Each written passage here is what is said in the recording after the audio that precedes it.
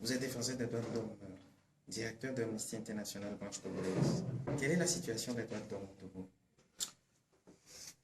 Le Togo a, depuis un certain nombre d'années, ratifié plusieurs conventions, plusieurs textes internationaux dans le domaine des droits humains, ce qui est tout de même assez intéressant. Et cela donne une base juridique au travail de tout défenseur des droits de l'homme. Et d'ailleurs, c'est ce que Amnesty International utilise comme éléments fondamentaux pour son travail dans le cadre du suivi de la mise en œuvre de ces engagements. Et donc, il faut dire aussi que quand un État accepte faire partie d'une convention ou d'un traité, c'est que l'État reconnaît l'exercice des provisions contenues dans cette traité ou convention dans le cadre de son système national. Et je pense que l'État togolais actuellement est dans un processus de pouvoir changer les lois nationales, notamment le code pénal et le code de procédure pénale. Mais nous sommes tout de même très préoccupés parce qu'il y a des mises en œuvre qui sont totalement lentes ou inexistantes dans le domaine du droit national. Vous prenez par exemple la question de la torture. Est-ce que vous savez qu'au Togo, il n'y a même pas une seule virgule inscrite dans le code pénal, c'est-à-dire l'outil essentiel du travail du juge dans le domaine de la torture, pour pouvoir réellement condamner quelqu'un qui aurait commis de la torture, parce que tout simplement, on n'a pas défini la torture dans le code pénal. C'est très préoccupant parce que cela met en danger la vie des citoyens face à des situations de mépris de droit. Notamment, vous l'avez vu dans les affaires, dites affaires d'atteinte à la sûreté de l'État, tout ce qui s'est passé, la publication du rapport de la CNDH, c'est-à-dire la Commission nationale des droits de l'homme, et ce qui a suivi. Actuellement, nous, Amnesty International, même si l'État dit avoir mis en œuvre un certain nombre de recommandations de ce rapport de la CNDH, nous pensons que la bonne volonté de l'État togolais n'a pas conduit aux actions concrètes pouvant réellement dire que ces recommandations ont été mises en œuvre. Nous sommes totalement préoccupés par le fait qu'au niveau national, il n'y ait pas de poursuite jusqu'alors qui a été menée suite à un rapport assez accablant dans le domaine de la torture. Et sur d'autres plans, vous avez vu dans le rapport annuel que nous avons publié récemment, nous estimons qu'il y a quand même des tentatives de musulmans de la presse, même si au Togo on reconnaît qu'on a un bon texte qui réglemente la liberté de la presse. La dernière tentative de sortie de la HAC qui a tenté de faire adopter un texte au niveau du Parlement qui pouvait la transformer en police de saisie des presses, nous pensons que cela donne l'image d'un pays dans lequel on fait un pas et on veut faire deux pas en arrière. Ça rend très lent le processus de progrès parce que dans le domaine des droits de l'homme, il faut beaucoup de temps. Et donc, quand on fait un progrès et qu'on recule, il est plus difficile encore de faire le pas pour aller de l'avant. Donc, ce sont des éléments qui, pour nous, nous rendent parfois perplexes par rapport à la bonne volonté de l'État togolais.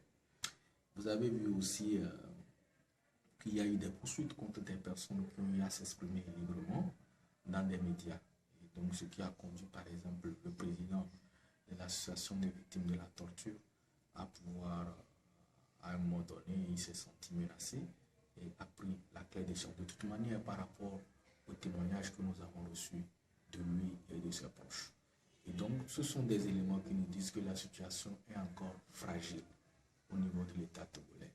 Vous avez aussi la mise en œuvre des décisions des juridictions régionales par rapport aux décisions. Et donc, nous pensons que l'État togolais est loin de mettre en œuvre directement ces décisions. C'est parfois lent et parfois cela n'advient même pas.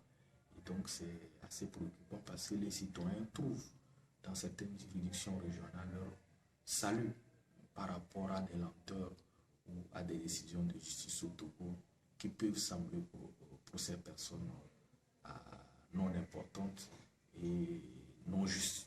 Et donc, il est de plein de leur droit de pouvoir exercer ce droit de justice si des juridictions régionales ou internationales l'autorisent. Donc voilà là pour nous quelques sujets de préoccupation que nous avons et que nous voulons soulever auprès des autorités togolaises. C'est parfois très lent, parfois on voit une certaine bonne volonté, mais les actes qui suivent parfois ne correspondent pas à ces discours que nous avons. Vous avez aussi le processus de justice transitionnelle qui a été enclenché avec la mise en place de la commission vérité, justice et réconciliation, qui a quand même fait un travail et qui a rendu des conclusions. Nous, à la base, nous avons estimé que cette commission avait sa place, mais il fallait leur donner les moyens nécessaires pour travailler, parce que les conclusions et les recommandations vont défendre de cette bonne volonté de pouvoir aider la commission à faire son travail. Bon, elle a rendu un document, des recommandations. Nous ne mettons pas un jugement par rapport à cela. Tout simplement, nous voyons qu'il y a des éléments qui ont été proposés qui concernent les droits de l'homme. Qu'en fait l'État togolais? L'État togolais met en place une autre institution chargée maintenant de faire la mise en œuvre de ces recommandations. Ce n'est pas un problème en termes fonctionnels, ni en termes des droits humains. Ce n'est pas les institutions qui font les droits de l'homme. C'est les hommes qui mettent en place ces institutions, qui doivent donner l'élan, qui doivent donner les ressources, qui doivent donner les capacités. Ce n'est pas seulement les ressources financières, mais les capacités, le pouvoir d'action de ces institutions. Est-ce qu'une institution qui pourrait mettre la main sur quelqu'un parce que la personne avait été accusée de torture a ces capacités, a ce pouvoir?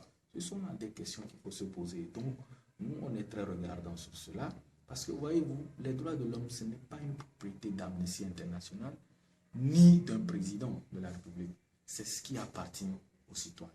Donc, si les représentants de ces citoyens ne prennent pas les mesures idoines pour que les droits de ces citoyens soient respectés, ce sont les citoyens, eux aussi, qui doivent remettre en cause leurs propres représentants pour demander, réclamer que leurs droits soient respectés. Donc, Amnesty International ne peut que observer et, au besoin, dénoncer ce qui n'est pas conforme au droit international. Je précise bien que notre mission se base beaucoup sur le droit international. Et quand les lois nationales ne sont pas conformes aux engagements de l'État, c'est clair, par exemple, pour le Togo, que ce sont les traités ou conventions au niveau international qui priment sur les lois nationales. Donc, sur cette base, nos critiques, nous les trouvons très fondées et pertinentes pour pouvoir aider les autorités à aller de l'avant. D'ailleurs, nos critiques ou nos dénonciations n'ont pas pour objet d'avilir ou de dénaturer l'image que les autorités tentent de donner à l'extérieur. Pas du tout. Notre objet, c'est principalement pour les citoyens togolais. Comment faire pour que les droits humains soient effectifs sur le territoire togolais? Que chaque citoyen se sente en sécurité vis-à-vis de la justice. Par exemple, que vous soyez en mesure d'aller porter plainte contre un autre citoyen togolais, quel que soit son rang dans la société, pour que vous puissiez être en mesure d'attendre de la justice togolaise un droit dit juste, clair et qui vous satisfait. Pas forcément parce que vous aurez raison, mais parce que vous croyez déjà en la justice. Et donc, dans ce cadre-là, on pourra vraiment aller vers le développement. À quoi ça sert de bonnes routes, de beaux investissements pour la réduction du chômage et tout? Et si les citoyens ne se sentent pas en sécurité vis-à-vis de ceux qui doivent réglementer ce développement? Parce qu'il n'y a pas un développement anarchique, il y a un développement qui est inclusif, social. Et donc, je pense que l'aspect dimension droits humains, justice et tout contribue forcément à ce développement dans le pays. Donc, vous voyez que le travail que nous faisons va vraiment directement dans les priorités de l'État, c'est-à-dire le développement. Parce que pour nous, ce n'est pas les infrastructures, tout cet ensemble. Ouais, il y a de très beaux pays dans le monde, ils n'ont pas de grands ports, ils n'ont rien, mais ils se développent. Prenez le Cap-Vert, ils n'ont pas besoin. Quand vous allez, ce n'est pas de grandes routes, mais c'est des pays dont l'indice de développement est très élevé dans le monde entier. Et donc, qui sont très respectés. Ce n'est pas forcément tout ce qu'on a, l'armada qu'on fait sortir, qui démontre qu'on est développé. Il y a une manière d'être, une manière de faire, un style qu'on imprime au développement de son pays. Monsieur le directeur, en vous suivant, on a comme l'impression que les autorités togolaises optent pour la signature des traités, des conventions, mais dans la pratique, c'est autre chose. Et évidemment, je pense que les autorités sont enclines. Et c'est aussi notre souhait, quand même, que les États puissent signer des traités et des conventions, parce que c'est des éléments ou des critères. Sur quelle base peut-on dire qu'il y a le manque de volonté euh, ou le fait de ne rien faire devant une situation d'injustice? C'est par rapport à une valeur. Et cette valeur, on la tire d'une convention ou du droit coutumier, par exemple, qui permet de dire que c'est ce que l'État devait faire par rapport à une situation et ceci n'a pas été fait. Et donc, si les États signent les conventions, c'est bien, hein, c'est ce que l'État voulait faire. Mais c'est qu'on signe une convention et souvent, vous voyez, derrière, en bas des conventions, c'est-à-dire dans les dernières parties, on énonce clairement l'ensemble des outils qui doivent être mis en œuvre pour que ce traité ou cette convention puisse avoir effet. Et donc, malheureusement, l'État togolais, je pense, ne fait pas assez d'efforts dans ce domaine-là. Mais c'est à nous, c'est à vous aussi, en tant que journaliste, de faire votre travail dans les règles de l'art pour pouvoir effectivement dénoncer cela. Cela va de l'intérêt de nous tous, de vivre dans une communauté respectueuse des principes élémentaires en termes de droits fondamentaux. Et je le dis encore, la question des droits humains ne relève pas d'une institution, fût-elle l'Amnesty International ou tout autre. Cela relève d'abord du travail de chaque citoyen, d'apprendre et de connaître ses droits et de pouvoir réclamer pour pouvoir en jouir dans la communauté. Il ne faut pas faire des confusions de genre qui parfois aussi avilissent les droits de l'homme, c'est-à-dire transformer tout en droits de l'homme. Voilà. J'ai un problème de terre avec quelqu'un, forcément c'est un problème de droits de l'homme. On transforme les questions de droit commun en des questions de droits de l'homme. Ça aussi, parfois dénature l'aspect et le principe ou le but des droits de l'homme. Nous allons au-delà du simple fait d'avoir des problèmes de justice dans la communauté qui sont réels sur d'autres dimensions qui relèvent des relations entre un citoyen et son État. Donc il faut toujours être dans ce rapport-là. Mais des problèmes entre citoyens, en principe, la loi doit être en mesure de régler ces différends. Et quand cela n'est pas fait dans les règles de l'art, il faudra maintenant utiliser le droit international pour essayer de voir si la loi nationale est conforme au droit international. Bien sûr, en prenant pour effet et cause que l'État est parti à cette convention ou traité international. Le dernier rapport d'Amnesty International a épinglé l'État togolais. Que peut-on retenir dans le dernier rapport? Le rapport a d'abord relevé la question des manifestations publiques qui ont eu lieu au Togo avant les élections. Et donc, nous avons estimé qu'il y a eu un usage excessif de la force, notamment l'arrestation, la détention de certaines personnes par les forces de sécurité. Et donc, pour nous, nous appelons toujours les États à pouvoir améliorer ce système. Voilà, c'est bien de pouvoir réglementer la sécurité dans un pays, mais il y a des principes élémentaires dans ce domaine-là. Donc, l'État togolais doit faire des efforts dans ce sens.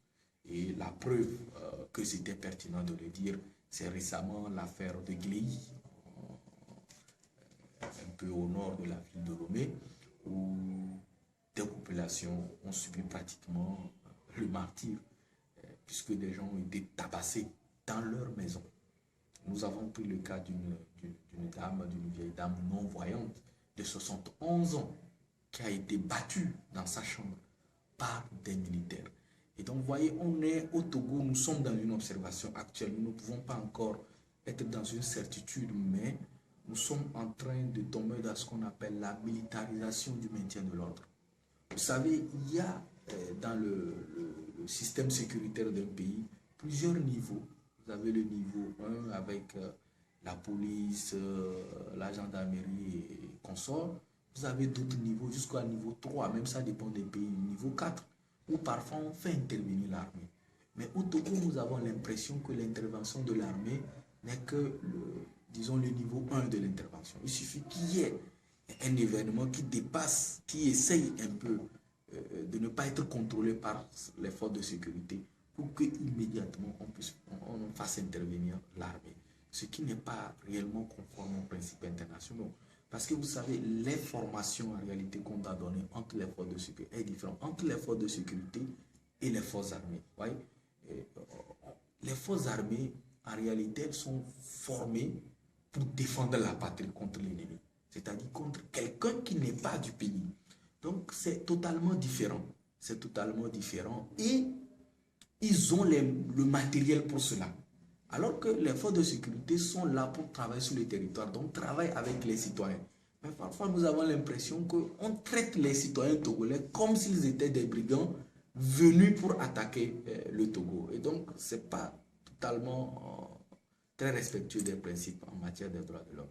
Donc, et après, nous sommes revenus sur l'affaire des incendies des marchés de Kara et de Lomé. Et dans le rapport, nous avons estimé qu'il y a des personnes là-bas qui ont fait des allégations de torture, mais il n'y a pas eu d'ouverture d'enquête. Nous sommes revenus sur le décès d'Étienne Yakanou à la gendarmerie, donc pour montrer en quoi c'était important aussi d'accélérer le dossier pour que définitivement la vérité soit connue sur ce genre d'affaires. Donc voilà dans l'ensemble les éléments qui faisaient l'objet de ce rapport.